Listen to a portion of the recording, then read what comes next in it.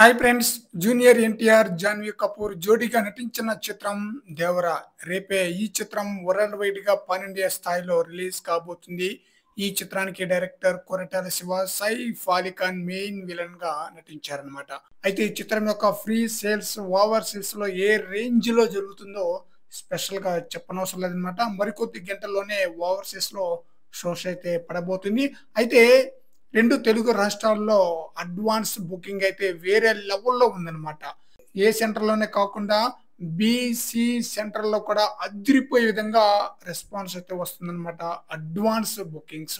కొన్ని థియేటర్‌లో అయితే అలా బుకింగ్స్ ఓపెన్ చేశారో లేదో అన్ని హాట్ కేకుల్లాగా అమ్ముడుపోయిందన్నమాట. టికెట్ వాసనే లేదంటూ కొంతమంది ఎన్టీఆర్ ఫ్యాన్స్ అయితే నిరాశ చెందుతున్నారన్నమాట.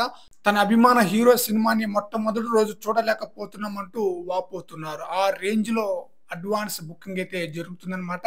ఏ సెంటర్‌లోనే కాకుండా బి, సి సెంటర్‌లో కూడా టికెట్స్ అయితే దొరకటం లేదన్నమాట.